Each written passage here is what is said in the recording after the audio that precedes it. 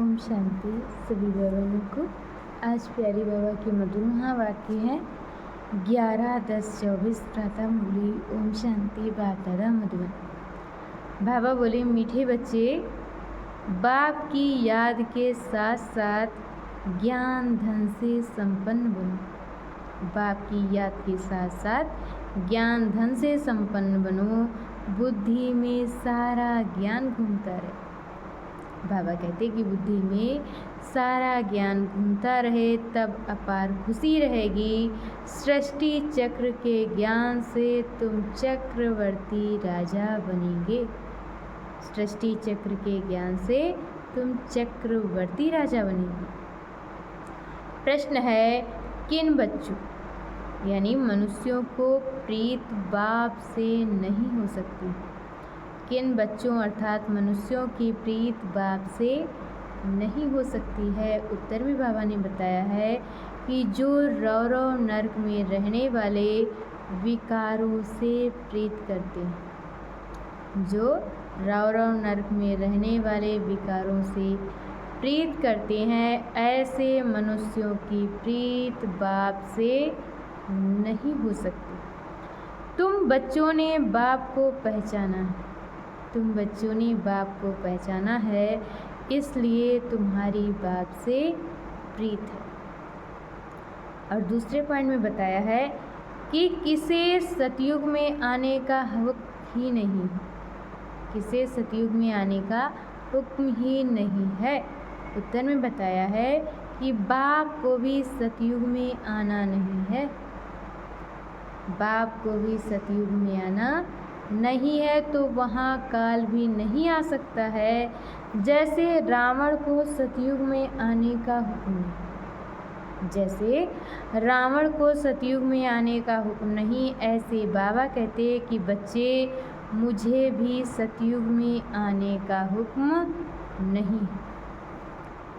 बाबा कहते हैं कि बच्चे, मुझे भी सतयुग में आने का हुक्म नहीं है।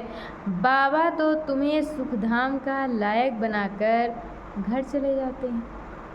बाबा तो तुम्हें सुखधाम का लायक बनाकर घर चले जाते हैं। उन्हें भी लिमिट मिली हुई है। ओम शांति।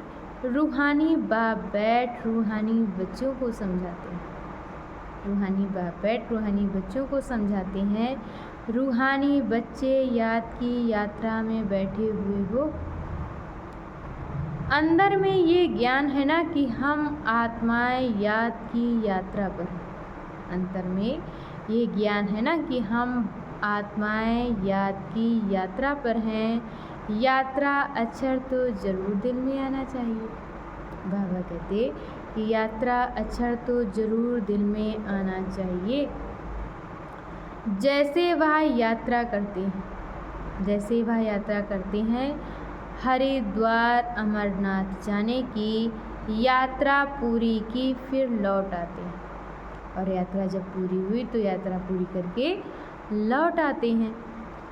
यहाँ फिर तुम बच्चों की बुद्धि में है कि हम जाते हैं शांति धाम।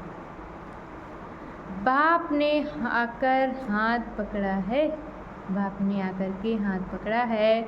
हाथ पकड़कर पार ले जाना होता है ना, हाथ पकड़ करके पार ले जाना होता है ना। कहते भी हैं हाथ पकड़ लो, क्योंकि विषय सागर में पड़े, क्योंकि विषय सागर में पड़े हैं। अब तुम शिव बाबा को याद करो और घर को याद करो। बाबा कहते कि अब तुम शिव बाबा को याद करो और घर को याद करो। अंदर में ये आना चाहिए कि हम जा रहे हैं।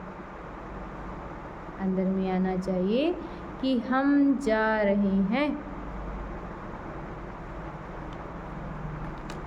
इसमें मुख से कुछ बोलना भी नहीं है। इसमें मुख से कुछ बोलना भी नहीं है। अंदर में सिर्फ याद रहे कि बाबा आया हुआ है। बाबा आया हुआ है लेने लिए। याद की यात्रा पर ज़रूर रहना है। बाबा कहते कि याद की यात्रा पर ज़रूर रहना है। इस याद की यात्रा से ही तुम्हारे पाप कटने हैं। तब ही फिर उस मंजिल पर पहुँचेंगे। याद की यात्रा से ही तुम्हारे पाप कटने हैं, तब ही फिर उस मंजिल पर पहुँचेंगे। कितना क्लियर बाप समझाते हैं, बाप कितना क्लियर समझाते हैं, जैसे छोटे बच्चों को पढ़ाया जाता है।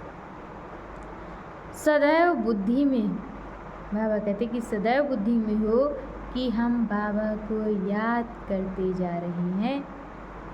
बाप का काम ही है पावन बनाकर पावन दुनिया में ले जाना। बाप का काम ही है पावन बनाकर पावन दुनिया में ले जाना। बच्चों को ले जाते हैं, आत्मा को ही यात्रा करनी है, आत्मा को ही यात्रा करनी है। हम आत्माओं को बाप को याद कर घर जाना है। हम आत्माओं को बाप को याद कर घर जाना है। घर पहुँचेंगे फिर बाप का काम पूरा हुआ। बाप आते ही हैं पतित से पावन बनाकर घर ले जाने। बाप इसीलिए आते हैं कि पावन बनाकर बच्चों को घर ले जाने। पढ़ाई तो यहाँ ही पढ़ते हैं। भल घूमो फिरो, बाबा कहते कि भल घूमो फिरो, कोई भी काम काज करो, बुद्धि में ये याद रहे, योग अक्षर में यात्रा सिद्ध नहीं होती। योग अक्षर में यात्रा सिद्ध नहीं होती है, योग सन्यासियों का है। अच्छा, मीठे मीठे सिखिल दे बच्चों प्रति माता पिता बाप दादा का याद प्यार और गुड मॉर्निंग। रूहानी बाप की रूहानी बच्चों को नमस्ते। हम रूहानी बच्चों की तरफ से रूहानी माता पिता बाप दादा को याद प्यार नमस्ते, ओम शांति, गुड मॉर्निंग, शुक्रिया बाबा, शुक्रिया। और आज बाबा ने मुरली में धारण करने के लिए मुख्य सार दिया है। पहला पॉइंट, बुद्धि में सदैव याद रहे कि हम जा रहे हैं। बुद्धि में ये सदैव याद रहे कि हम जा रहे हैं। हमारी नैया का लंगर इस पुरानी दुनिया से उठ चुका है। हमारी नैया का लंगर इस पुरानी दुनिया से उठ चुका है। हम हैं रूहानी यात्रा पर, यही यात्रा करनी और करानी है।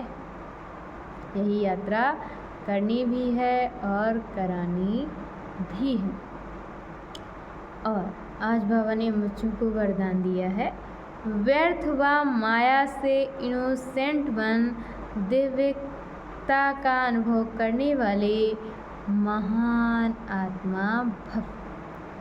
व्यर्थ व माया से इनोसेंट बन दिव्यता का अनुभव करने वाले महान आत्मा भव। महान आत्मा, महान आत्मा अर्थात सेंट उसे कहेंगे जो व्यर्थ व माया से इनोसेंट, जो व्यर्थ व माया से इनोसेंट हो। जैसे देवताएं इससे इनोसेंट थे, जैसे देवताएं इससे इनोसेंट थे, ऐसे अपने वो संस्कार इमर्ज करो। बाबा कहते कि ऐसे ही अपने वो संस्कार इमर्ज करो। व्यर्थ के अविद्या स्वरूप बनो, वो संस्कार इमर्ज करो और व्यर्थ के अविद्या स्वरूप बनो।